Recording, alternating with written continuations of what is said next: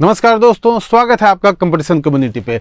आज हम पढ़ने वाले हैं इतिहास का हमारा एक इंपॉर्टेंट चैप्टर, वो है 1857 की क्रांति। ध्यान रखिएगा, ठीक है। आपके आधुनिक भारत में 1857 की क्रांति का एक महत्वपूर्ण आपका योगदान है। ये हमारा कहना चाहिए, ठीक, भारतीयों द्वारा प्रथम प्रयास था आपके अंग्रेजों की दासता से मुक्ति का।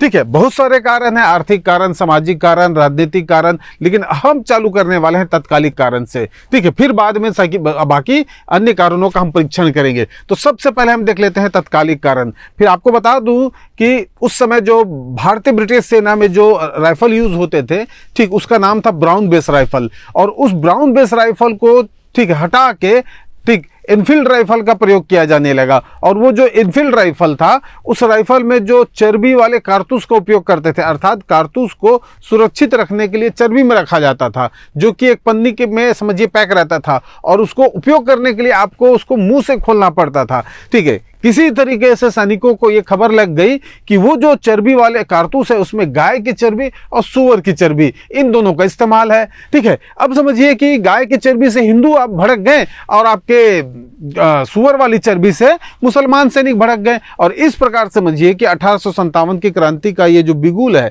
ये पहला बिगुल फटा। ठीक है, और इसके सबसे बड़े नेता हो गए मंगल पांडे। मंगल पांडे ने अपने कुछ साथियों को एकत्रित कर लिया, जिसमें हिंदू मुस्लिम दोनों शामिल थे। और 29 तारीख को, ठीक है, 29 मई 1857 को इन्होंने बैरकपुर छावनी में क्या कर दिया? विद्रोह कर दिया। चलिए यहीं से देखते हैं। अब ध्यान रखिएगा, ये 1857 की ये जो क्रांति है, ठीक, एक्चुअली में ध्यान रखिएगा, बैरकपुर छावनी कौन? 34वीं बटालियन। इस चीज को ध्यान रखिएगा, 34वीं बटालियन। उस बटालियन का नाम क्या था?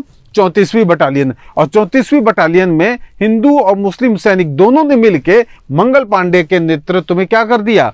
ठीक, विद्रोह कर दिया। और सबसे पहले इन्होंने अपने अधिकारियों की हत्या कर दी। सबसे पहले, ठीक, सार्जेंट लेवल के एक अधिकारी की हत्या कर दी, सार्जेंट, ध्यान रखिएगा।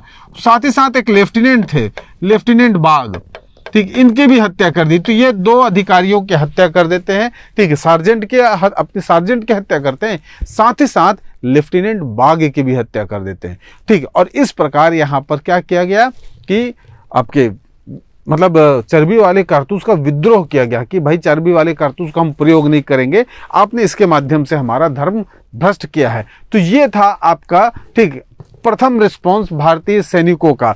चलिए अब ध्यान रखिएगा, मंगल पांडे को भाई पकड़ लिया गया, मंगल पांडे को पकड़ लिया गया और इस पे सैन्य कार्रवाई किया गया, मतलब न्याय। ठीक, ध्यान रखिएगा, सैन्य न्यायालय ने इनको फांसी का दंड दिया। ठीक, और 8 अप्रैल 1857 को, ध्यान रखिएगा, 8 अप्रैल 1857 को मंगल पांडे को फांसी दे दी गई। ठीक है, तो ये दोनों डेट इंपॉर्टेंट है। 30 मई को मंगल पांडे द्वारा विद्रोह किया गया और 8 तारीख को, ध्यान रखिएगा, ये फांसी की तरह दिख रहा है ना इस प्रकार से। ठीक, 8, ठीक, ये फांसी की तरह ऊपर रस्सी, ऐसा इज्यूम कीजिए। ठीक, 8 अप्रैल 1857 को मंगल पांडे को फांसी दे दिया गया। यह है बंगाल की घटना। ठीक, पूरे भारत में इस प्रकार की घटना फैल गई। और सेम इंसिडेंस को लेके मेरठ में हुआ। ध्यान रखिएगा, मेरठ के सैनिकों ने भी, ठीक है, ये चर्बी वाले कारतूस को मुद्दा बना के वहां पर उन्होंने भी विद्रोह कर दिया। भाई कब विद्रोह किया? तो 10 मई 1857 को किया। ठीक है, ध्यान रखिएगा, ठीक, 10 मई 1857 को किया। चलिए, ठीक, 10 मई 1857 को किया। चलिए अब ध्यान रखिएगा, ये एक मिनट यार, यहां पर कुछ दिक्कत है। ये जो है मई नहीं है, मार्च है, ध्यान रखिएगा, मार्च। ठीक, 29 मार्च को है। ठीक, तब तो भाई मार्च के बाद अप्रैल आएगा। ठीक है, ये वहां पर प्रिंट हो गया, मिस प्रिंट हुआ है, 29 मार्च है, ये पढ़ा दिया हूं मैं गलती से। ठीक है, बोलते बोलते निकल के देख के, 29 मार्च 1857, मार्च के बाद अप्रैल, अप्रैल के बाद मई। क्लियर है? ठीक है, तो 10 मई 1857 को मेरठ छावनी पे ये क्या करते हैं? विद्रोह कर देते हैं। अब समझिए, मेरठ कहां पर? दिल्ली के निकट में है। ठीक, उत्तर प्रदेश का सीमांत इलाका है। ठीक, अब यहां पर जो ये मेरठ के जो सैनिक है, ये क्या करते हैं? एक्चुअली में उस दिन संडे था, और संडे को क्या करते हैं? ठीक, जो ईसाई हैं वो चर्च जाते हैं अनिवार्य रूप से। तो सभी ईसाई क्या थे? चर्च में थे। अधिकतर लोग, अधिकारी लोग, कर्मचारी लोग, जितने भी हैं, ठीक है, प्रार्थना कर रहे थे। ठीक है, और जैसे ही इनको ये मौका मिला कि भाई हमको क्या करना है, अपने जो मित्र है, देखिए 10 तारीख को इन्होंने क्या हुआ, चर्बी, एक्चुअली समझिए, चर्बी वाले कारतूस का इन्होंने मतलब विरोध किया। बहुत सारे इनके सैनिकों को क्या कर दिया गया? बंदी बना लिया गया। ठीक, तत्कालिक कदम देखिएगा। ठीक, 10 मई 1857 की क्रांति तो हुआ। ठीक है, उसमें बहुत सारे अधिकारियों और कर्मचारियों को इन्होंने बंदी भी बना लिया था, भारतीय सैनिकों को, ठीक है। और इसी का फायदा उठा के, ठीक है, उस दिन जिस दिन, ठीक है, संडे था, तो उसी संडे को इन्होंने फायदा उठा के विद्रोह कर दिया, ध्यान रखिएगा। और उस विद्रोह का स्वरूप क्या था कि अपने साथियों को मुक्त कराना, ध्यान रखिएगा, ठीक, मना किया था। मतलब आप समझिए इस चीज को, दो चीजें हैं कि चर्बी वाले कारतूस को मना करने के कारण बहुत सारे सैनिकों को बंदी बना लिया गया पहले, ठीक है। अब वो बंदी बने हुए हैं और उनको मुक्त कराने के लिए विद्रोह हुआ है। ये समझिए कि 10 मई 1857 को ये जो विद्रोह हुआ है अपने दोस्तों को मुक्त कराने के लिए हुआ है और उनको मुक्त करा लिए। ध्यान रखिएगा, इधर बहुत सारे अधिकारियों को मार दिया गया, ठीक है, और अपने मित्रों को अर्थात सैनिक मित्रों को इन्होंने क्या किया, मुक्त करा लिया। अब इनका पहला टारगेट क्या हुआ, दिल्ली। तुरंत रातों रात इन्होंने दिल्ली के लिए कुछ किया। ध्यान रखिएगा, तारीख है 10 मई, 11 तारीख को ये क्या पहुंच जाते हैं आपका, ठीक है, मेरठ पहुंच जाते हैं। रातों रात ये चलते हैं और आपको मेरठ पहुंच जाते हैं, ठीक है। और अगले दिन पूरे दिल्ली पे कब्जा कर लेते हैं। ध्यान रखिएगा, दिल्ली पे कब्जा हो जाता है, ठीक है। अब दिल्ली पे कब्जा करने के बाद क्या होता है, ठीक, वहां पर वहां के जो आपके मुगल शासक थे, कौन, ठीक, बहादुर शाह द्वितीय। ध्यान रखिएगा, बहादुर शाह द्वितीय को ये अपना, ठीक है, साम्राज्य अर्थात क्रांतिकारी, मतलब क्रांति का नेता घोषित करते हैं। अर्थात 1857 के क्रांति आपके नेता कौन हो गए, बहादुर शाह जफर द्वितीय, ठीक है। परंतु वास्तव में जो नियंत्रण था वो बख्त खां के हाथ में था। एक सैन्य परिषद थी और उस सैन्य परिषद का नेतृत्व कर रहे थे बख्त खां, ठीक है। तो बख्त खां के हाथ में एक्चुअल नियंत्रण था, ठीक है, जो सैनिक थे, ध्यान रखिएगा। और एक्चुअली में, ठीक है, चूंकि बहादुर शाह जफर उस समय भारत के समझिए एक शासक थे, मुगल शासक थे, इसलिए उनको उनके नाम से ये विद्रोह कर दिया गया। चलिए, ये हो गया 1857 की क्रांति। अब ध्यान रखिए, ठीक है, यहां पर एक चीज और ध्यान रखिएगा कि ये जो डेट था एक्चुअली में, ये वाला डेट, ठीक, 31 मई डिसाइडेड था, परंतु, ठीक है, किन्हीं कारणों से ये जो है तत्कालिक कारण से 10 मई को ये हो चुका। एक्चुअली में, ठीक, 31 मई डिसाइडेड था कि क्रांति कब होना है, 31 तारीख को। क्यों, क्योंकि उससे पहले आपका क्या हो चुका है, ध्यान रखिएगा, 29 मार्च को आपका, ठीक, आपका बैरकपुर छावनी में हो गया। डिसाइडेड था कि 31 मई को होना है, लेकिन तत्कालिक कारण था भाई, तत्कालिक कारण फिर यहाँ पर भाई हुआ, वहां के सैनिकों ने फिर उस चीज को, ठीक है, क्या कर दिया, विद्रोह को ट्रिगर कर दिया। वास्तव में था कम्युनिकेशन गैप, ठीक है। पूरे सैनिकों को, सारे सैनिकों को इस प्रकार की जानकारी होना चाहिए था कि भाई आपका टारगेट कब है, 31 मई। ध्यान रखिएगा। एक और चीज बता दूं, क्रांति के प्रतीक के रूप में रोटी और कमल को बनाया गया, अर्थात 1857 की जो क्रांति है उस क्रांति का प्रतीक क्या बनाया गया, रोटी और कमल। ये एग्जाम में पूछे जाते हैं, इस चीज को ध्यान रखिएगा। तो इस प्रकार, ठीक, हम यहाँ पर देखते हैं कि किस प्रकार, ठीक है, 1857 की क्रांति के दो प्रमुख कदम स्टेप हुए। पहला स्टेप था आपका बैरकपुर छावनी और दूसरा स्टेप था आपका मेरठ में, ठीक है। अब ध्यान रखिएगा, मेरठ में तो कब्जा हो गया विद्रोहियों का, ठीक है, अर्थात सैनिकों का, ठीक है। अब इन सैनिकों को वहां पर दमन किया जाता है, वहां पर बाहर से पुलिस बुलाई जाती है, अर्थात स्थानीय पुलिस तो मदद नहीं करेगी, सेना तो मदद नहीं करेगी, क्योंकि वो इन्हीं के साथ है। पंजाब से सैनिक बुलाए जाते हैं। ये भी पूछा जाता है, दिल्ली के जो 1857 की क्रांति में दिल्ली का दमन करने के लिए कहाँ से सैनिक बुलाए गए, तो पंजाब से, पंजाब रेजिमेंट को बुलाया जाता है। फिर वो क्या करते हैं, फिर अपने ही दोस्तों, अपने ही सैनिकों, अपने देश के ही सैनिकों को क्या करते हैं, फिर मारते हैं, ठीक है, अंग्रेजों का साथ देते हैं। यानी कि आप ये समझिए 1857 की क्रांति में, ठीक है, कुछ ऐसे सैनिक थे, तो कुछ ऐसे रेजिमेंट थे जो सहयोग नहीं किए थे। एक तो पंजाब का, दूसरा गोरखा रेजिमेंट, ध्यान रखिएगा, ठीक है। इन्होंने, ठीक, आपके बाकी सैनिकों का समर्थन नहीं किया था, ठीक है। चलिए, ये हो गए यहाँ की बात। अब हम आगे बढ़ते हैं, अब एक एक करके आगे देखते हैं कि 1857 की क्रांति का कारण क्या था। अन्य कारण की बात कर रहे हैं, ठीक है। पहला हम टारगेट करते हैं राजनीतिक कारण।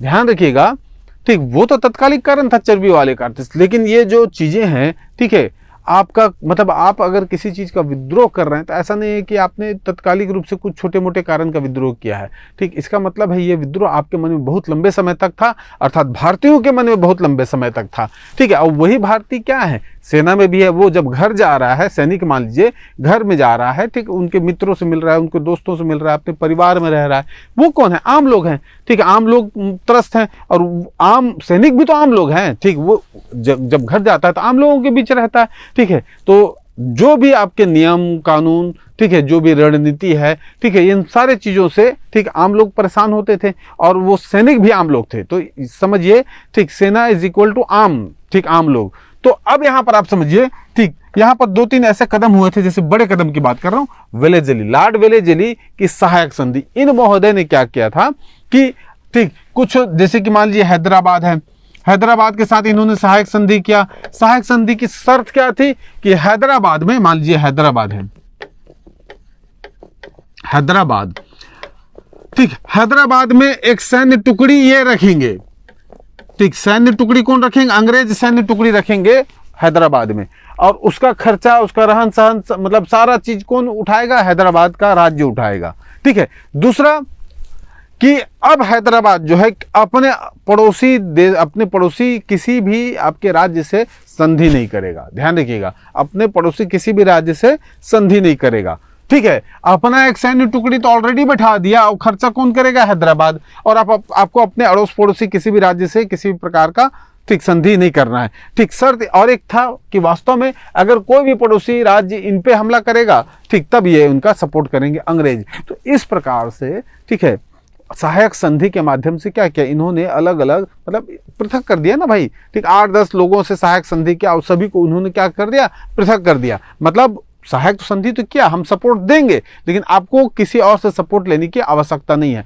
तो इस प्रकार से अंग्रेजों ने, ठीक, भारतीय जो राज्य थे उनको पृथक पृथक कर दिया, अपने आप में सबको अपने अंडर रखा, ठीक है। मतलब कि, ठीक है, कम्युनिकेशन जो है अंग्रेज से राज्यों के बीच होगा, राज्यों के बीच कम्युनिकेशन नहीं रहेगा, ऐसा इन्होंने, ठीक है, शर्त के साथ किया था, ठीक। और उस पर आग पे जला करने का काम किया था डलहौजी की हड़प नीति ने। इन महोदय ने क्या किया कि, ठीक है, जिन राजाओं के, जिन भारतीय राजाओं के, ठीक है, संतान नहीं होती थी, ठीक है, वैध संतान की बात हो रहा है, तो वास्तव में वो क्या करते थे? गोद लेने की परंपरा थी। तो ये महोदय ने ये, ठीक, गोद लेने की परंपरा को बंद करवा दिया, ठीक, गोद लेने की परंपरा को बंद, यानी एडॉप्ट आप नहीं कर सकते हो,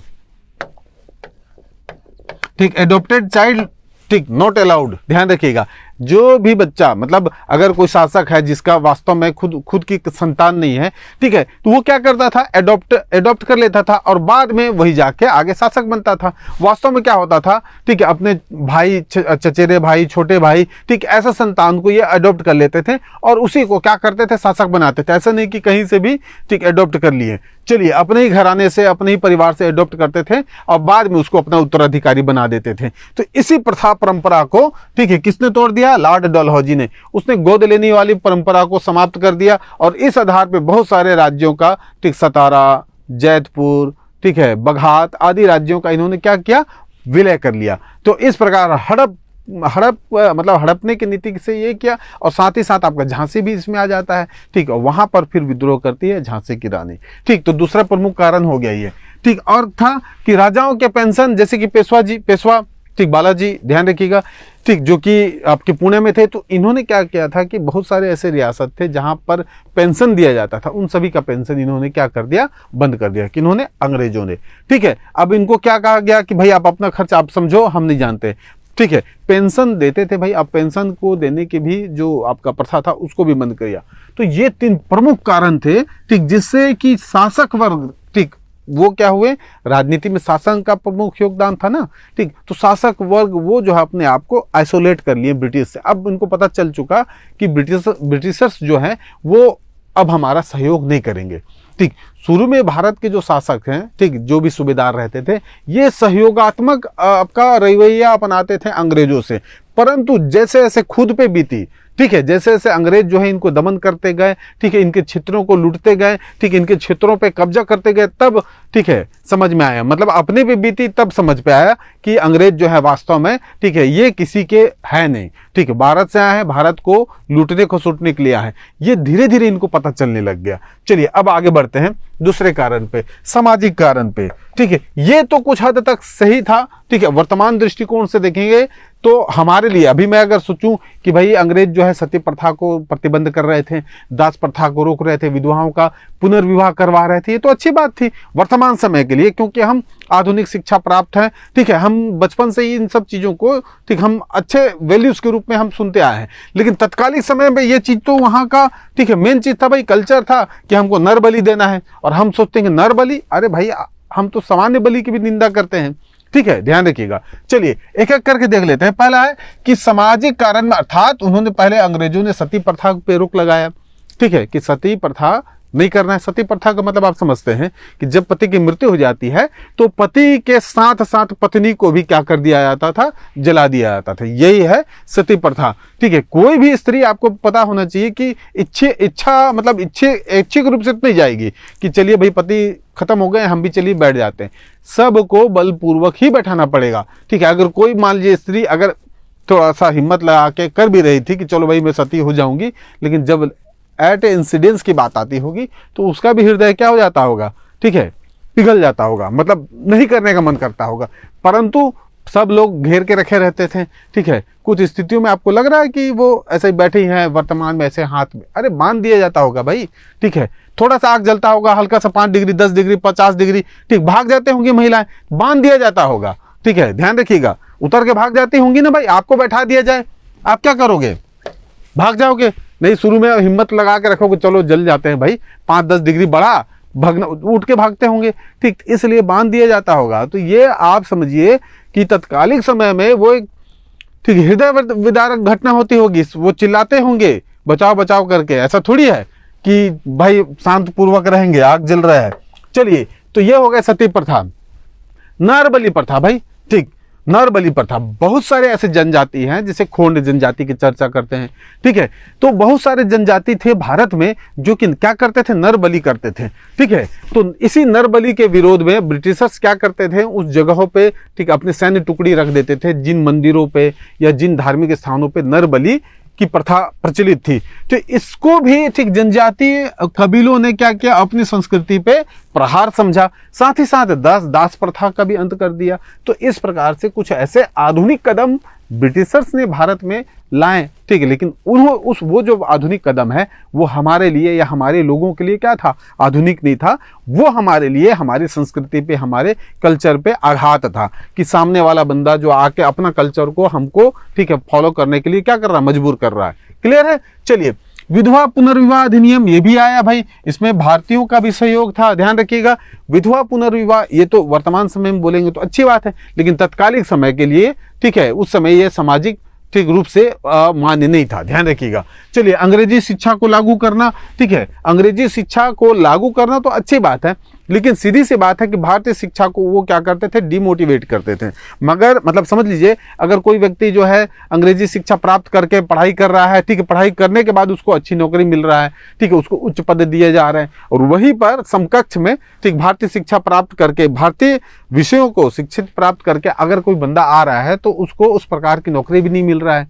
ठीक है, तो इस प्रकार से अंग्रेजी शिक्षा को लागू करने का मतलब था कि भारतीय शिक्षा को वो क्या करते थे, ठीक है, दबाते थे।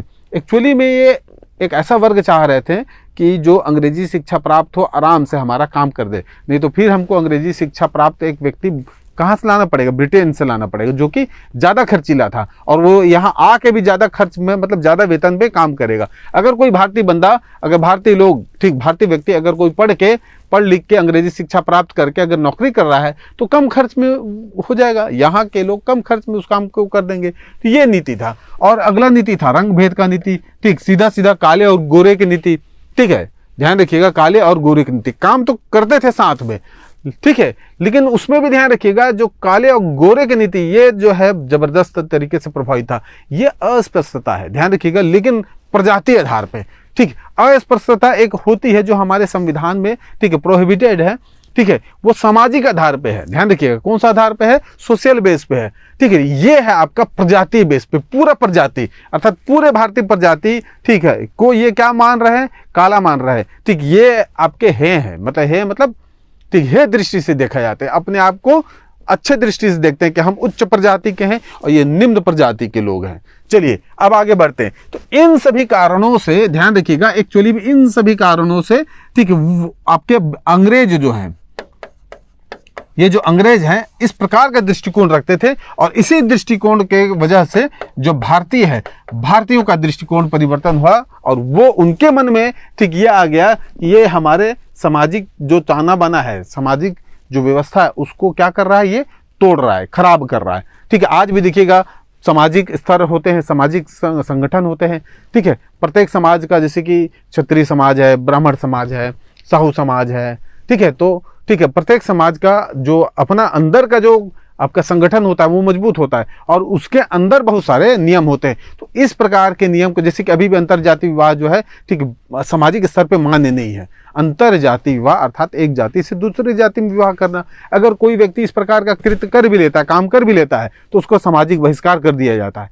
ठीक है, कानून तो आपको संरक्षण दे देगी, लेकिन अब समाज में ही लोग आपको फॉलो नहीं करेंगे तो क्या करेंगे? वो तो बोलेगा नहीं, आप निकाल नहीं सकते हो। ठीक है, तो हर जगह पे आएगी क्या कानून? ठीक है, नहीं आ पाती है व्यवहारिक स्तर पे। चलिए, तो ध्यान रखिएगा, तो इन सभी कारणों से ठीक ये आपके मन में था, भारतीय जनमानस के मन में था। ठीक है, और जैसे ही 1857 की क्रांति आई सब के सब जुट गए। चलिए अब अगला देख लेते हैं। अब है हमारा धार्मिक कारक, बहुत ही इंपॉर्टेंट है भाई। ठीक है, ध्यान रखिएगा, जो ईसाई थे अर्थात जो ब्रिटिशर्स थे वो तो ईसाई थे, वो भारत में आके ईसाइयत का प्रचार प्रसार कर रहे थे, अर्थात ईसाई धर्म को प्रमोट कर रहे थे। ठीक है, और जो व्यक्ति ईसाई धर्म को अपना लेता था, ठीक है, उनको सरकारी नौकरी में रखते थे, उनको कुछ लाभ देते थे, जमीन देते थे, घर दे देते थे, तो इस प्रकार के प्रलोभन देते थे, जैसे सरकारी नौकरी मिल गया इनको। अगला था जनरल इनलिस्टमेंट एक्ट। ठीक, इस धार्मिक कारण, एक्चुअली में ये कारण क्या था बता रहा हूं। जनरल इनलिस्टमेंट एक्ट के तहत क्या था कि ये अधिनियम आया तत्कालिक समय में। अब ये अधिनियम ये कहता था कि किसी भी भारतीय सैनिक को, ठीक है, किसी भी स्थान पे भेजा जा सकता है, चाहे वो विदेश ही क्यों ना हो। और पहले क्या होता था, समुद्र पार करके जाने को धार्मिक रूप से अपशगुन माना जाता था। ठीक है, कि आप समुद्र को लांग कैसे सकते हो, समुद्र को देवता के रूप में माना जाता था। अगर ध्यान रखिएगा, ये एक्ट था। ठीक, इस प्रकार के एक्ट से क्या होता था, अगर कोई व्यक्ति बाहर से वापस आता था तो उसको समाज के स्तर पे क्या कर किया जाता था, बहिष्कृत कर दिया जाता था या हे दृष्टि से देखा जाता था। तो इस प्रकार ठीक है ये अधिनियम भी इस आपका क्या हुआ, ठीक, भारतीय लोगों के, भारतीय सैनिकों के लिए ठीक है विपथगामिनी विपथगामिनी साबित हुआ। क्लियर है। अगला देखते थे सैनिक कारण, जिसको हम तात्कालिक कारण भी हम कह सकते हैं, यानी जो सेना में, ठीक है, यही जनरल इनलिस्टमेंट एक्ट पहला, तो इसी को सेना से समझ लीजिए भाई, ये 22 नहीं है। चलिए ठीक है, चलिए जनरल इनलिस्टमेंट एक्ट वही एक्ट है, ठीक, जिसकी चर्चा हमने अभी किया। ठीक, पहला था। अगला है कि निःशुल्क डाक व्यवस्था को क्या कर दिया गया, डलहौजी द्वारा समाप्त कर दिया गया। ठीक है, क्या कर दिया गया, निःशुल्क डाक व्यवस्था को क्या कर दिया, समाप्त कर दिया। और सैनिक कारण में और बहुत सारे कारक ये हैं, ठीक, सुन लीजिए, कि कोई भी अगर अधिकारी भारतीय व्यक्ति है तो सूबेदार पद से आगे नहीं बढ़ पाता था। ठीक है, और वहीं अगर अयोग्य, बहुत मतलब कम पढ़ा लिखा अगर ब्रिटिशर्स है, ठीक, तो वो क्या होता था, आगे तक बढ़ जाता था, मतलब उच्च पद पे चला जाता था। ठीक है, तो एक कारण ये भी था कि कम मतलब भारतीय लोगों को अधिक से अधिक सूबेदार पद तक ही पहुंचने दिया जाता था, उससे आगे का मतलब पद पे जा ही नहीं पाते थे। तो इस प्रकार का ठीक क्या था, भेदभावपूर्ण था। ठीक है, रहन सहन में भी मतलब आप शामिल भी हो चुके हैं, एक ही ब्रिगेड में आप एक ही आप रेजिमेंट में हैं। ठीक है, तो उसके अंदर भी ये प्रथा थी, ठीक, ये प्रचलन था कि जो ब्रिटिशर्स है वो थोड़ा अलग रखते थे अपने आप को, भारतीय सैनिकों को अलग, अर्थात सेना में रहते हुए भी वहां पर गोरे काले का भेद ठीक स्पष्ट रूप से दिखाई दे रहा था। क्लियर है, रंग भेद का है, ठीक, या आप बोले कि भारतीय के प्रति जो एक भावना है उसकी बात करें। चलिए अगला देख लेते हैं। अगला है कि तत्कालिक कारण, ठीक, जिसकी चर्चा हम कर दिए भाई। एनफील्ड रॉयल, ये रॉयल एनफील्ड बुलेट मत समझ लीजिएगा कि आपका वाला बुलेट पहुंच गया था, वो बुलेट था उस समय भी। ठीक है, था कि नहीं था नहीं पता है। चलिए ठीक, एनफील्ड राइफल, इसका प्रयोग किया जाने वाला था। ध्यान रखिएगा, पहले क्या था, brown base rifle, brown base, ध्यान रखिएगा ब्राउन बेस राइफल था। अब उसको रिप्लेस करके आपके ठीक, एनफील्ड राइफल का प्रयोग किया जाने लगा, इसकी चर्चा हम कर चुके हैं। ठीक, समय नहीं गंवाते हैं फिर कि भाई इसमें चर्बी वाले कारतूस थे, उसी से ठीक है लोग क्या हो गए, उत्तेजित हो गए, ठीक, धार्मिक रूप से। चलिए अब आगे करते हैं, आगे बढ़ जाते हैं। ये मंगल पांडे की भी घटना हो गई। इन घटनाओं को हम फिर से देख चुके हैं, यहाँ पर इसलिए लिखे कि तत्कालिक कारण सामने है। ठीक है, इन सारी चीजों को भी देख चुके हैं हम। अब हम आगे बढ़ते हैं अगले कारण पे। ठीक है, अब हम ये देख लेते हैं कि ये जो 1857 की क्रांति हुई थी, ये केवल दिल्ली तक सीमित नहीं था, ध्यान रखिएगा, दिल्ली से आगे तक ये धीरे धीरे फैलता गया। ठीक है, चूंकि उस समय संचार का साधन उस स्तर का नहीं था जिस स्तर पे आज भी है कि एक ग्रुप बनाया सभी राजाओं का और सभी को फॉरवर्ड कर दिए कि फलाना तारीख को हम विद्रोह करते हैं। ठीक है, ऐसा नहीं था उस समय। ठीक, ध्यान, जो भी संचार का साधन था, ठीक, जैसे घोड़े से अपने सूचना लेके जा रहे हैं, ठीक, या ट्रेन से कोई चढ़ गए, जहां पर ट्रेन मार्ग था, रेल मार्ग था, ठीक, नहीं तो उस समय घोड़े, पैदल, ठीक है, बैलगाड़ी, इन्हीं के माध्यम से सूचनाओं का आदान प्रदान होता था भाई। ठीक है, तो कुल मिला के अब ये समझना है कि अब भारत में उस समय, ठीक है, ये केवल एक जगह नहीं हुआ था, ये काफी लंबे चौड़े एरिया पे हुआ था, अलग अलग जगहों पे विद्रोह हुआ। चलिए आप पहले दिल्ली को चर्चा कर लेते हैं। दिल्ली, चलिए पहले देख लेते हैं दिल्ली को। दिल्ली में हुआ भाई, ठीक, 1857 का क्रांति, ठीक, जिसके नेता बहादुर शाह जफर और दूसरा बख्त खां, इसकी चर्चा हम कर चुके हैं। ठीक, दोनों है। इसका जो विद्रोह किया था, ठीक, कैप्टन भाई देखिए निकलसन आए थे। निकलसन ऐसे थे कि निकलसन आए, ठीक, और आगे जाके इनकी मृत्यु हो जाती है। हडसन और लॉरेंस, 3 लोग थे। ठीक, तो हडसन, निकलसन, लॉरेंस, ध्यान रखिएगा इस अभियान में निकलसन की क्या हो जाती है, मृत्यु हो जाती है। ठीक है, निकलसन की मृत्यु हो जाती है। तो इस प्रकार हडसन और लॉरेंस ने इस पूरे विद्रोह को क्या कर दिया, दमन कर दिया। साथ ही साथ इसमें इस चीज को याद रखिएगा कि पंजाब की सेना का इसमें प्रयोग किया गया था। क्लियर है। चलिए लखनऊ पहुंच जाइए। ठीक है, लखनऊ में बेगम हजरत महल थी। बेगम हजरत महल ने भी अंग्रेजों की दासता से अपने आप को मुक्त घोषित किया, अपनी जनता को, ठीक, बोला कि ठीक है आप लोग जो है अब अंग्रेज की दासता से मुक्त हैं। ठीक है, और इन्होंने भी विद्रोह कर दिया। वास्तव में सब इन अंग्रेज के अंतर्गत रहते थे, अब इन्होंने भी विद्रोह कर दिया। इनके पुत्र का नाम था बिरजिस कादिर। इस चीज को लिख लीजिए आप, कौन थे भाई, बिरजिस कादिर, बिरजिस कादिर। ठीक, बिरजिस कादिर, तो इन्होंने भी, बिरजिस कादिर और बेगम हजरत महल ने मिल के क्या कर दिया, ठीक है, विद्रोह कर दिया। लेकिन एक चीज और ध्यान रखिए, हम पढ़ रहे हैं लखनऊ, ठीक, तो लखनऊ का ये जो विद्रोह है, ठीक है, अपने आसपास में फैल गया। ठीक, अर्थात कानपुर को भी इससे प्रभावित किया। अब आगे देखिए, इसके विद्रोह को दमन करने वाले थे कैंपेबल और लॉरेंस, वही थे, दिल्ली से आ गए। ठीक है, कौन, लॉरेंस। अब देखिए कैंपेबल कॉमन हो जाएगा उत्तर प्रदेश के लिए, Campbell Campbell Campbell Uttar Pradesh में कई जगहों पे करता है। चलिए विद्रोह, अब ये उत्तर प्रदेश में कानपुर का भी, सॉरी, लखनऊ का विद्रोह को भी दमन कर दिया। ठीक है, साथ ही साथ आपका कानपुर में भी विद्रोह हुआ था। कानपुर में कौन था, ठीक, नाना साहब, ध्यान रखिएगा, नाना साहब और तात्या टोपे। बालाजी द्वितीय के पुत्र, दत्तक पुत्र नाना साहब। बालाजी, पेशवा बालाजी द्वितीय, ध्यान रखिएगा, पेशवा बालाजी द्वितीय के दत्तक पुत्र कौन, ठीक है, नाना साहब। और उनको पेंशन को बंद कर दिया गया था वहां पर, ठीक, पुणे में, ध्यान रखिएगा, पेंशन को बंद कर दिया गया था। ठीक है, उनको अपदस्थ कर दिया गया था। उसके नाना साहब जो उन्हीं के दत्तक पुत्र थे, ये कहाँ आ गए थे, कानपुर आ गए थे। तो ध्यान रखिएगा, कानपुर में नाना साहब और तात्या टोपे ने क्या किया था, जबरदस्त तरीके से, ठीक है, विद्रोह को, ठीक है, प्रमोट किया था। यहां भी कैंपेबल ने इनका दमन किया। अब यहाँ पर एक चीज विशेष है कि जैसे ही कानपुर में दमन होता है तो ये आगे बढ़ जाते हैं ग्वालियर की ओर, तात्या टोपे। ठीक, तात्या टोपे के नाम, वास्तविक नाम क्या है, तात्या टोपे का वास्तविक नाम है रामचंद्र पांडुरंग। ध्यान रखिएगा, रामचंद्र पांडुरंग, रामचंद्र पांडुरंग। क्लियर है। चलिए अब आगे बढ़ते हैं।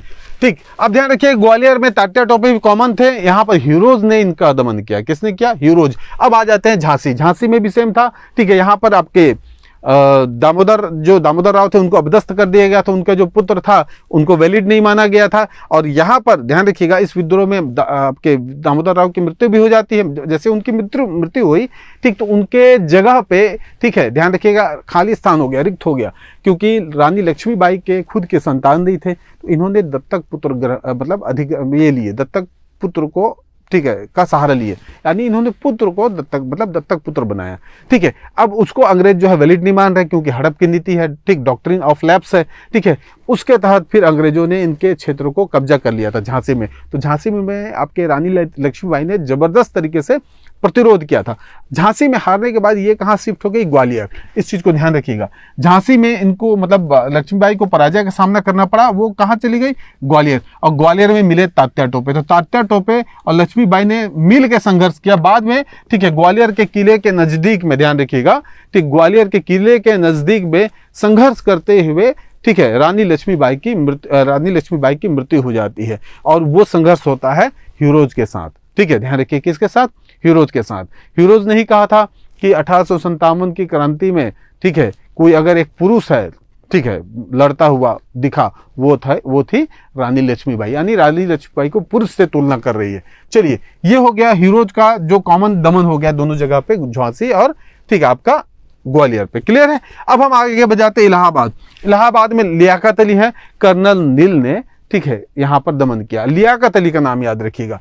ठीक है, कुंवर सिंह कहां पर, ठीक है आपके बिहार के जगदीशपुर में। कुंवर सिंह बहुत ही वृद्ध व्यक्ति थे। ठीक, ये 70-72 उम्र की अवस्था में इन्होंने क्या कर दिया था, विद्रोह कर दिया था। इनको एक गोली लगी थी, ध्यान रखिएगा, उनको भुजा पे उनको गोली लगी थी। तो इसने नाव से पार करते हुए गंगा को अपने भुजा को दान कर दिया।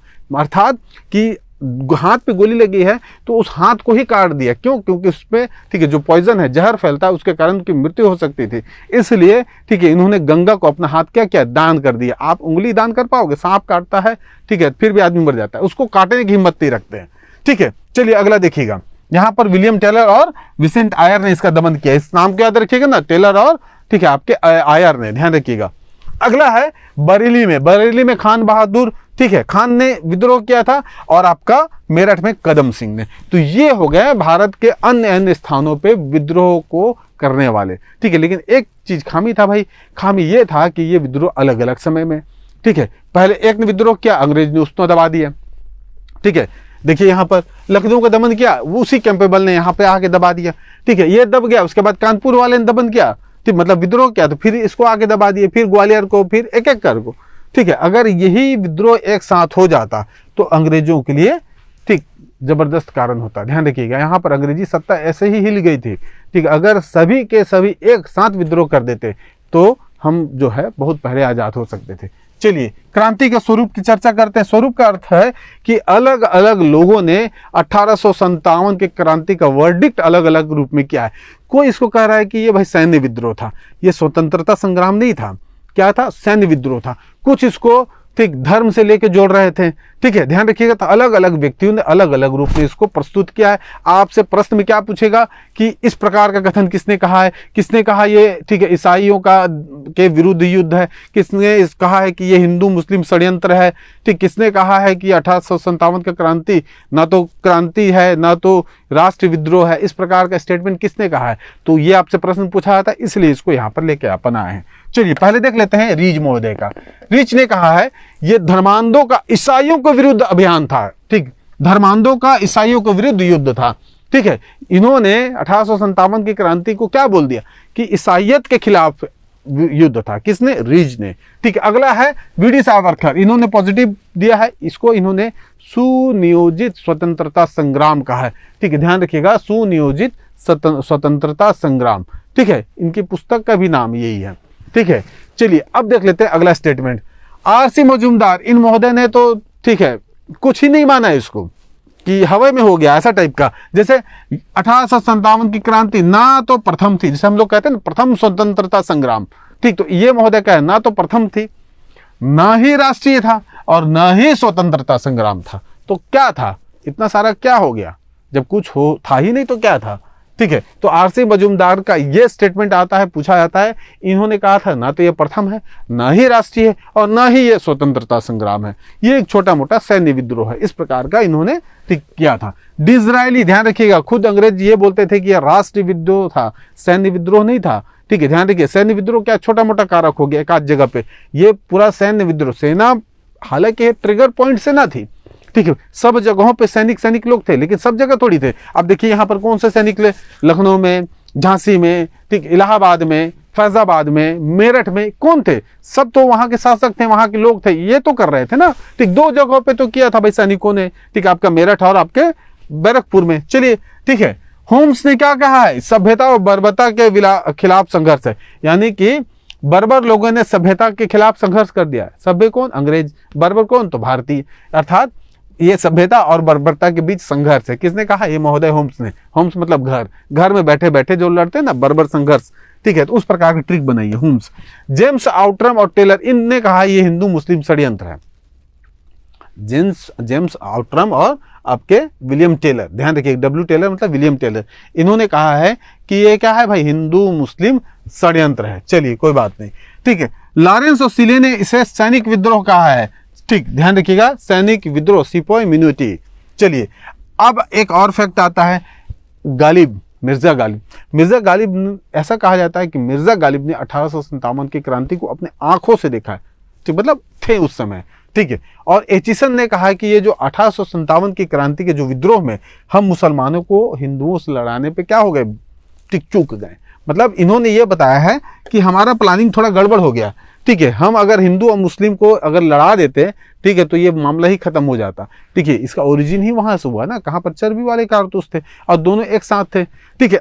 अब इसके बाद जितने विद्रोह होते हैं वहां पर थोड़ा सा ये वाला फैक्टर आ जाता है, ठीक। इनको पता चल चुका है कि लड़ाना है हमको, ठीक है। यहाँ पर नहीं लड़ा था इसलिए इतना मतलब ठीक आगे बढ़ चुका था। इस समय जो तत्कालिक हमारे गवर्नर जनरल थे लॉर्ड कैनिंग, उन्होंने कहा था कि अगर सिंधिया और पेशवा हमारा समर्थन नहीं करते तो इस 1857 क्रांति के आंधी में ब्रिटिश साम्राज्य तिनके की तरह उखड़ कर फेंका जाता या ठीक बह जाता। इस प्रकार का स्टेटमेंट खुद गवर्नर जनरल बोल रहे हैं, समझ रहे हैं, तो कितना विभीषक था ये।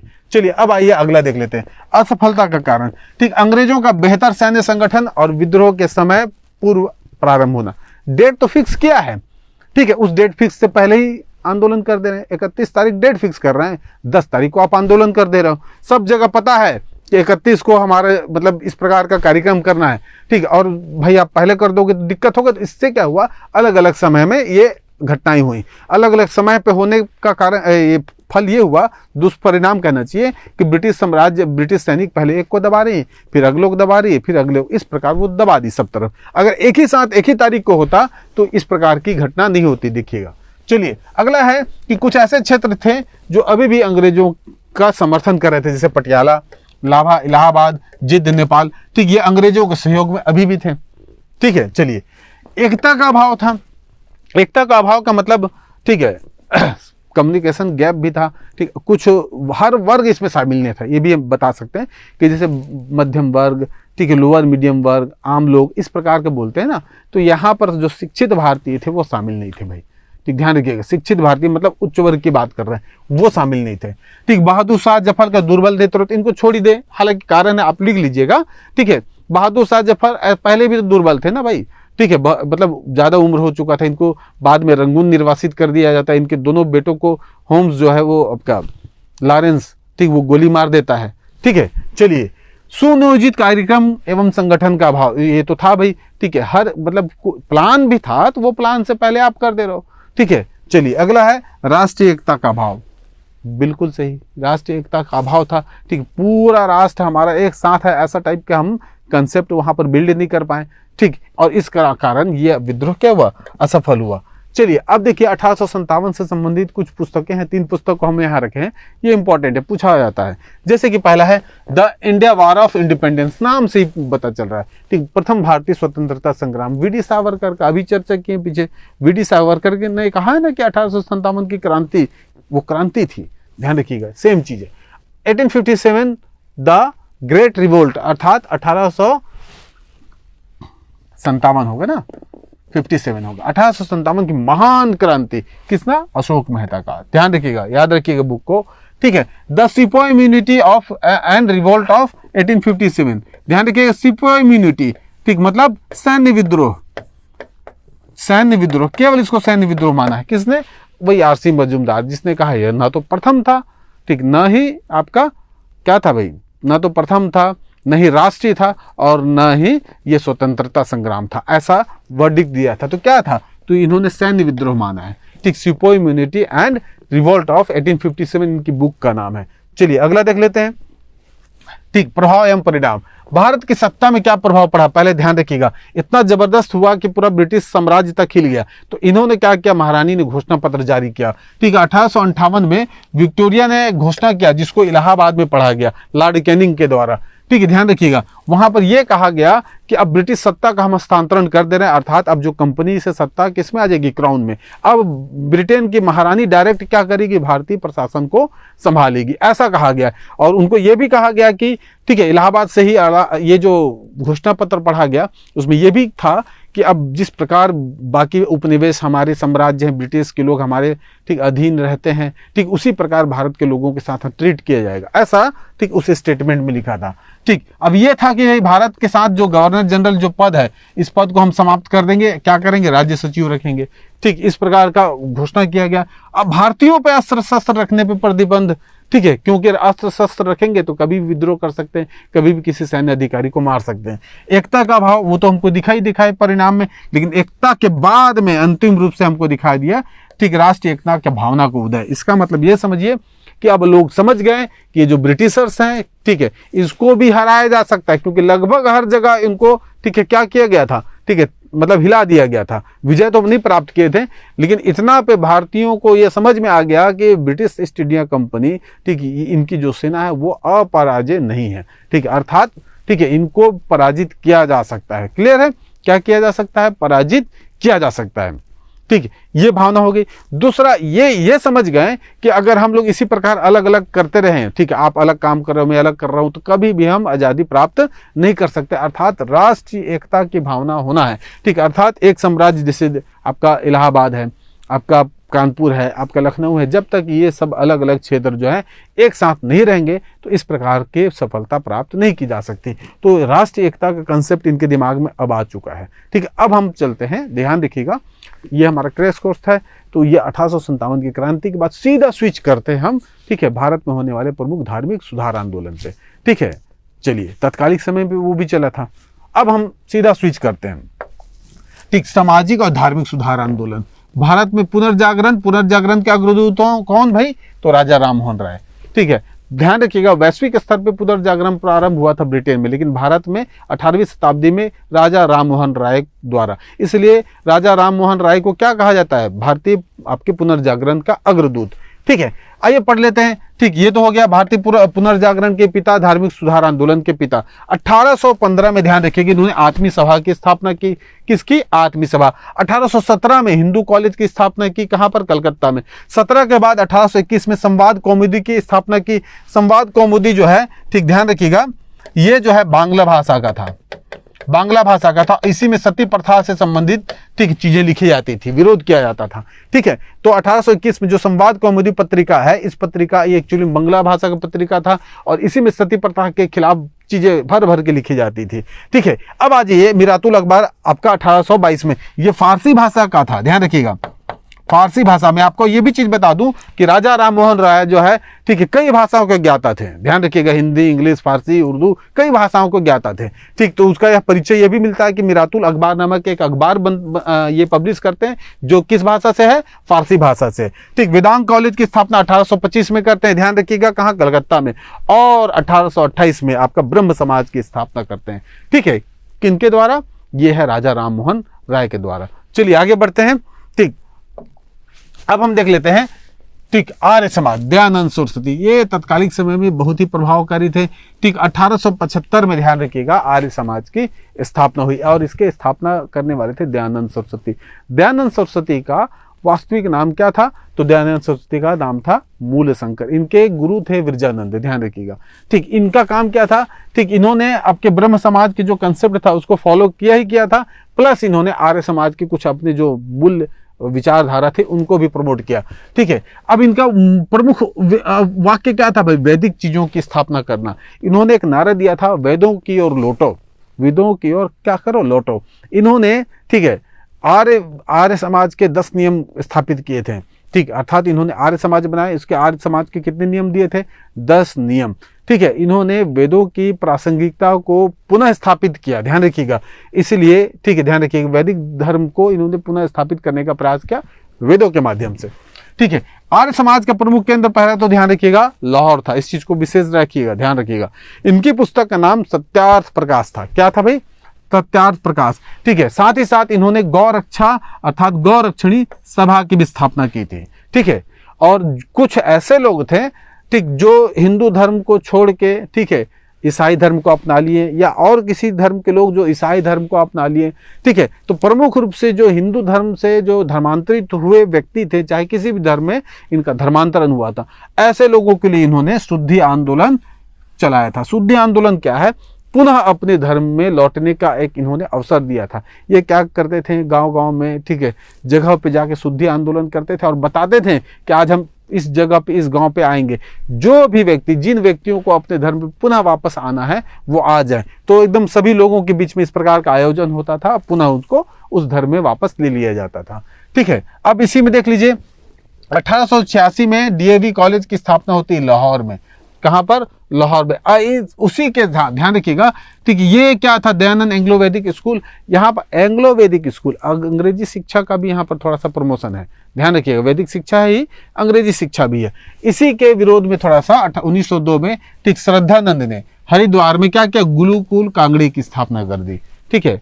ध्यान रखिएगा, थोड़ा सा मोरल्स उनका अलग था, ठीक। ये अंग्रेजी शिक्षा के भी पक्षधर थे, इसलिए, ठीक है, गुरुकुल कांगड़ी में किसने? श्रद्धानंद ने, ठीक, अलग ही एक विश्वविद्यालय की स्थापना कर दी, इसका नाम था गुरुकुल कांगड़ी, हरिद्वार में, ठीक है। चलिए अगला देख लेते हैं। एक और महोदय है वेलेंटाइन सिरोल, ध्यान रखिए, वेलेंटाइन सिरोल। इन्होंने क्या कहा है? इन्होंने कहा है कि ये जो आर्य समाज है ये भारतीय अशांति का दूत है, ठीक, अर्थात इसने भारत में क्या करके रखा है? अशांति फैला के रखा है। तो वेलेंटाइन सिरोल का एक स्टेटमेंट आया है, वो स्टेटमेंट ये है कि आर्य समाज जो है ये क्या है भाई? तो ये है आपका, ठीक है, भारतीय अशांति का जनक, ठीक। क्या का जनक? अशांति का जनक। चलिए आगे बढ़ते हैं, ठीक। अब देख लेते हैं हम थियोसॉफिकल सोसाइटी। ध्यान रखिएगा, हम तो अपनी चीजों को ठीक से नहीं मान पाते हैं। थियोसॉफिकल सोसाइटी में मैडम पेट्रोसाना, ठीक, ब्लाडस्की और कर्नल एलकाट, ये दोनों जो कि न्यूयॉर्क के रहने वाले थे, ये जो भारतीय चीजों से बहुत ही प्रेरित थे, आप, ठीक, यहाँ की जो वैदिक धर्म है, इन सब चीज़ों को वो उसी चीज़ को प्रमोट करना चाह रहे थे, ठीक है। खुद तो अप्लाई भी कर रहे थे, उसको प्रमोट करना चाह रहे थे, इसलिए इन्होंने न्यूयॉर्क में ही थियोसॉफिकल सोसाइटी की स्थापना कर ली सबसे पहले, ध्यान रखिएगा, ठीक है। कब? 1857 में। बाद में उसको ट्रांसफर करते हैं 1882 में अड्यार, भारत में, ध्यान रखिएगा, अड्यार मद्रास में, ठीक है। तो चलिए देखिए, इस चीज का उद्देश्य क्या था? वैदिक धर्म की पुनर्स्थापना व वेदों का ज्ञान को आम लोगों तक पहुंचाना, ठीक, जो कि हम नहीं कर पा रहे हैं, भारत के लोग, ठीक है, वो कौन कर रहे हैं? पाश्चात्य मतलब पाश्चात्य यानी अब वेस्टर्न कंट्री के लोग इस चीज को प्रमोट कर रहे हैं। चलिए आ जाइए आगे। अब ध्यान रखिएगा, ये दो घटनाएं तो हो गई, ये बार बार पूछा जाता है कि भारत में इसका मुख्यालय कहाँ है? तो मद्रास के अड्यार में। बाद में ध्यान रखिएगा, एनी बेसेंट जो है ये गई रहती है वहीं, ठीक है, वहीं पर थियोसॉफिकल सोसाइटी के सदस्य वहीं बन जाए रहती है। वो पुनः जब भारत आती है तो भारत में उसको लीड करती है। तो ध्यान रखिएगा 1891 में, ठीक है, कब? 1891 में, ठीक, आपके एनी बेसेंट जो भारत आई मतलब कहाँ गई थी भाई? ठीक, गई थी कहाँ? तो इंग्लैंड गई थी, सॉरी अमेरिका गई थी। वहां से जब भारत आई तब इन्होंने यहाँ पर आके लीड किया, ध्यान रखिएगा, मृत्यु तक, ठीक है, थियोसॉफिकल सोसाइटी को इन्होंने लीड किया। चलिए अब एक और चीज है कि कौन? इन्हीं के, एनी बेसेंट के नेतृत्व में बनारस में सेंट्रल हिंदू स्कूल की स्थापना की गई, और साथ ही साथ, ठीक है, 1916 में होम रूल आंदोलन का नेतृत्व किया था। इस चीज को जान रहे हैं, ठीक है, सेंट्रल हिंदू स्कूल और साथ ही साथ होम रूल आंदोलन, ठीक। आइए आगे बढ़ते हैं, आइए देखते हैं। अब हमारा अगला टॉपिक है रामकृष्ण मिशन। ध्यान रखिएगा, रामकृष्ण मिशन के संस्थापक थे स्वामी विवेकानंद। एक्चुअली में रामकृष्ण परमहंस, ठीक, कोई अपना गुरु मानते थे और उन्हीं के शिष्य थे ये, ठीक, ध्यान रखिएगा। उन्हीं की स्मृति में स्वामी विवेकानंद ने, ठीक है, रामकृष्ण मिशन की स्थापना की कलकत्ता के वेल्लूर में, ध्यान रखिएगा, इसलिए उसको वेल्लूर मठ कहा गया है। क्या कहा गया है? वेल्लूर मठ, ठीक है। तो इसका प्रमुख उद्देश्य क्या है भाई? इसका प्रमुख उद्देश्य यही है कि रामकृष्ण द्वारा जो दिए गए शिक्षा है और उसी शिक्षा को उनको क्या करना? प्रचार प्रसार करना है, ठीक। तो ध्यान रखिएगा, उसका उद्देश्य है स्वामी विवेकानंद के जो गुरु रामकृष्ण परमहंस है, ठीक है, इनके विचारों, इनके दर्शनों, इनकी शिक्षाओं को आम जनता तक पहुंचाना। बड़ा सिंपल सा है, ठीक। आप इसका डेट याद रखिएगा, ठीक। इसकी स्थापना 1867 में की गई थी, ध्यान रखिएगा, सॉरी में की गई थी। ठीक, कब? 1897 में रामकृष्ण मिशन की स्थापना। ठीक, 67 में आपका प्रार्थना सभा है। ठीक है, ऐसा 1867 में प्रार्थना सभा है। चलिए अगला देख लेते हैं। अगला है स्वामी विवेकानंद का परिचय। चलिए देख लेते हैं भाई। ठीक है, इनका जन्म 1863 में हुआ था, मृत्यु 1902। ठीक है, जन्म याद रखिएगा। इनका वास्तविक नाम नरेंद्र नाथ दत्त था, ये बार बार पूछा जाता है। ठीक, और 1893 में ठीक इनको क्या हुआ था, शिकागो धर्म सम्मेलन में ठीक भेजा गया था। वास्तव में ठीक जो खेतड़ी के महाराज है, खेतड़ी के महाराज ने नरेंद्र नाथ दत्त को उपाधि दिया ठीक विवेकानंद का। ये पूछा जाता है एग्जाम में कि विवेकानंद किसने कहा, तो खेतड़ी के जो महाराज हैं ठीक उन्हीं खेतड़ी के महाराज ने इन नरेंद्र नाथ दत्त को विवेकानंद की उपाधि से विभूषित किया। और साथ ही साथ ठीक है पूरा खर्चा, आने जाने का खर्चा यानी पहुंचाए कहाँ तक, शिकागो तक। ठीक है, इन्हीं के मदद से ठीक है स्वामी विवेकानंद जो है कहाँ पहुंचे भाई, ठीक शिकागो पहुंचे। और 1893 के वहां का जो धर्म सम्मेलन था, उस धर्म सम्मेलन में उन्होंने ठीक है अपने विचारों को रखा। ठीक है, चलिए आगे देखते हैं। ठीक है, इन्हीं के द्वारा स्थापना किया गया था प्रार्थना समाज का। कब? 1867, अभी चर्चा किए थे। ठीक है, इसके संस्थापक कौन थे भाई? आत्माराम पांडुरंग, महादेव गोविंद रानडे। ठीक, ध्यान रखिएगा। ठीक, प्रार्थना समाज जो है इस समाज से अलग है, इस चीज को ध्यान रखिएगा। प्रार्थना समाज का स्थापना जो है ठीक अलग है, यहाँ ये चीजें खत्म होगी। 1867 में महाराष्ट्र में आत्माराम पांडुरंग और आपके गोविंद रानडे द्वारा किसकी स्थापना की जाती है? प्रार्थना समाज की। ठीक है, चलिए अब आइए आगे। ठीक है, ये तो मुंबई हो गया।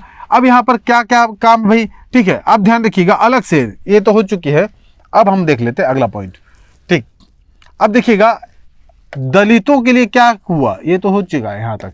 दलितों के लिए अलग से क्या क्या चीजें हो रही है, तो ध्यान रखिएगा। दलितें होती दलित जाति मंडल और समाज सेवा संघ की स्थापना होती अलग से, ध्यान रखिएगा। अब वो हो चुका है इधर का।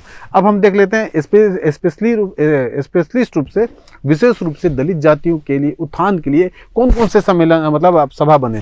तो एक हमारा हो गया दलित जाति मंडल, दूसरा होगा समाज सेवा संघ। इस प्रकार की चीजें की स्थापना हुई और इनके शिक्षण कार्य के लिए ठीक दक्कन एजुकेशन सोसाइटी की भी स्थापना हुई, ध्यान रखिएगा। और इसमें प्रमुख रूप से योगदान आपका ठीक कई अलग अलग संस्थाओं का जाता है। ठीक, अब आगे देख लेते हैं एक एक करके। चलिए अब देखिए, अब हम देख लेते हैं क्या देख लेते हैं भाई कि इसका काम क्या था। मतलब इस सभा का प्रार्थना समाज का काम क्या था कि दलित और पीड़ितों हेतु क्या करना, उनको ठीक है सुरक्षा प्रदान करना, ठीक उनको मोटिवेट करना, उनको आगे बढ़ने का प्रेरणा देना। ध्यान रखिएगा इसका काम बहुत बड़ा था।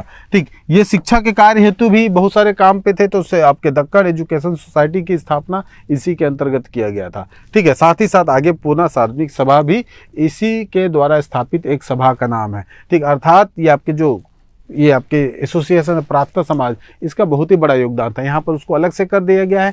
संस्थापक आत्माराम पांडुरंग, ठीक है, महादेव गोविंद रानडे। कब बना? 1867 में बना, मुंबई में बना। काम क्या था? दलितों एवं पीड़ितों हेतु ठीक अर्थात दलित जाति मंडल एवं समाज सेवा संघ की स्थापना किया गया था। शैक्षणिक कार्य हेतु ठीक सेम चीजें यहाँ पर ना ठीक दक्कन एजुकेशन सोसाइटी की स्थापना की गई थी। साथ ही साथ पुनः सभा की भी स्थापना की गई थी। चलिए आगे बढ़ जाते हैं। ठीक, अब अगला देख लेते हैं वेद समाज ठीक या देव समाज। अब ध्यान रखिएगा इसके संस्थापक राधाकांत देव हैं। ये बार बार पूछा आता ना, देव समाज के संस्थापक या धर्म समाज के संस्थापक कौन है? तो राधाकांत देव है। 1830 में इसकी स्थापना की गई। ठीक, वास्तव में ये ब्रह्म समाज के विरोध में किया गया था।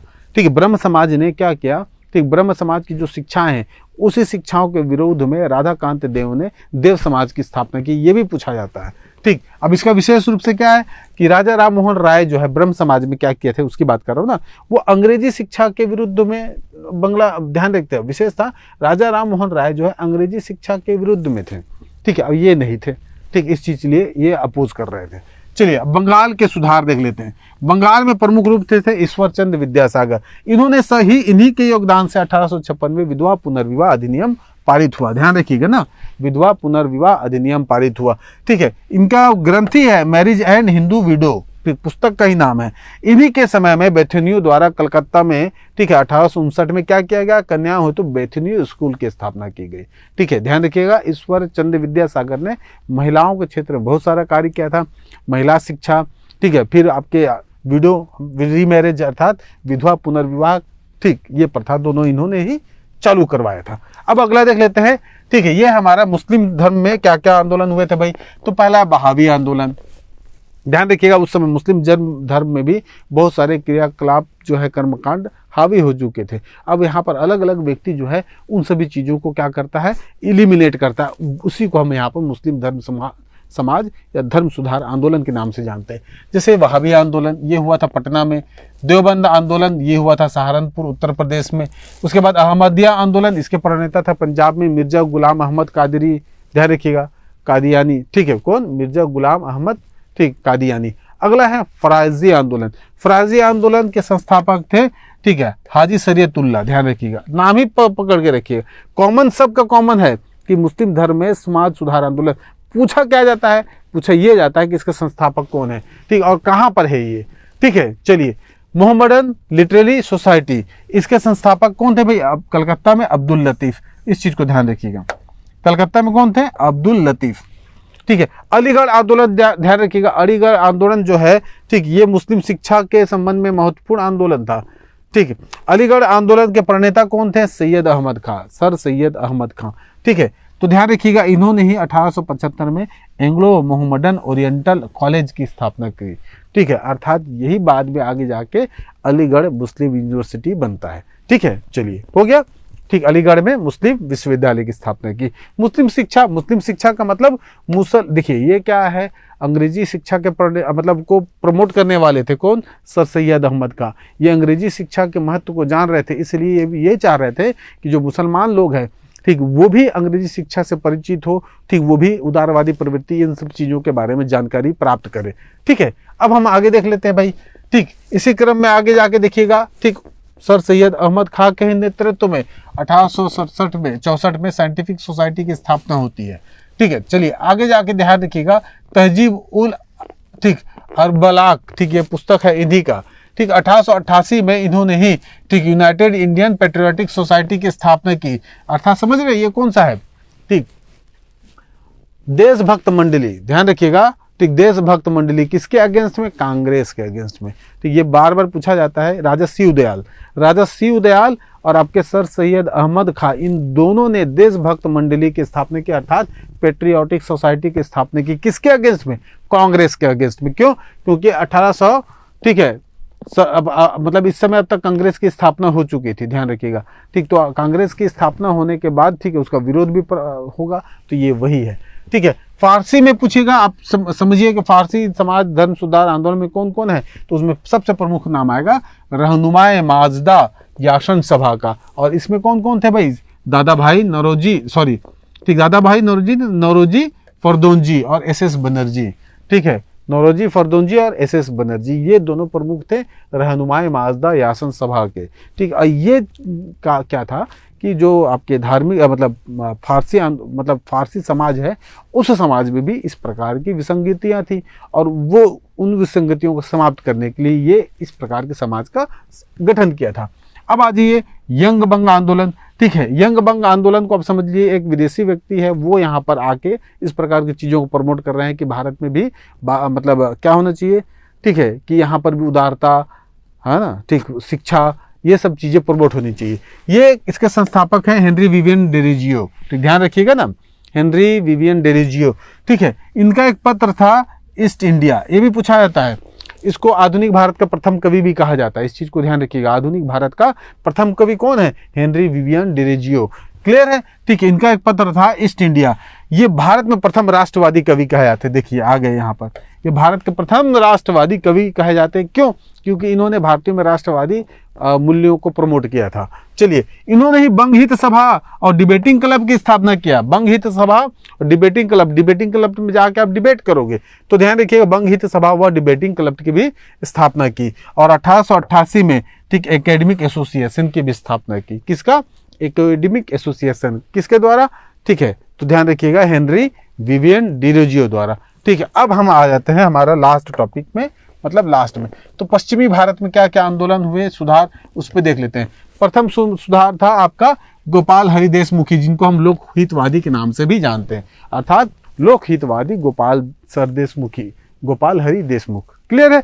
चलिए, इनके द्वारा 1849 में परमहंस मंडली की स्थापना की गई। भाई परमहंस मंडली है, ध्यान रखिएगा, इसका उद्देश्य क्या था कि विधवा विवाह उत्तेजक मंडल, ठीक है, ध्यान रखिएगा, ये अगला टॉपिक है, सॉरी, ध्यान रखिएगा, ये तो यहाँ हो गया। ये अगला टॉपिक है विधवा विवाह उत्तेजक मंडल, जो कि महाराष्ट्र में था। इसके प्रणेता कौन थे? विष्णु शास्त्री पंडित। ये पूछा गया है, विष्णु शास्त्री पंडित के बारे में पूछा गया है कि इनके द्वारा कौन सी संस्था की स्थापना किया गया, वो है विधवा विवाह उत्तेजक मंडल। ध्यान रखिएगा, ठीक है। जाति प्रथा के विरुद्ध में क्या क्या चीजें चालू हुई, ये भी देख लीजिए। पहला सत्यशोधक समाज, जिसकी स्थापना ज्योतिबा फुले ने किया था महाराष्ट्र में, ठीक। ये था, ध्यान रखिएगा, जाति प्रथा के अगेंस्ट में था, ठीक। इसका उद्देश्य क्या था कि दलित को उद्धार करना, और इन्हीं के द्वारा ज्योतिबा फुले द्वारा एक पुस्तक लिखी गई गुलामगिरी। ध्यान रखिएगा, इस किताब के बारे में बार बार पूछता है, ठीक है। तो इस प्रकार हमने कम समय में प्रयास किया है कि 1857 के क्रांति के साथ साथ भारत में तत्कालिक समय में हुए धार्मिक सुधार आंदोलन को भी बताया है, ठीक है। समय हमारे पास कम है क्योंकि सामने एग्जाम भी है, ठीक। तो इस प्रकार से ये कम समय में इस प्रकार की चीज़ों को बताया गया है, ठीक है। मैं आशा करता हूँ कि आपको ठीक लगा होगा, उपयोगी लगा होगा। चलिए, इसको आप पढ़िए, इसका रिवाइज करिए, इसके क्वेश्चन को बनाइए, ठीक है। अब एक महत्वपूर्ण काम है कि आप हमारे चैनल को सब्सक्राइब जरूर कीजिए, ठीक है। तो अगले वीडियो में हम फिर से मिलेंगे आपसे, तब तक के लिए धन्यवाद।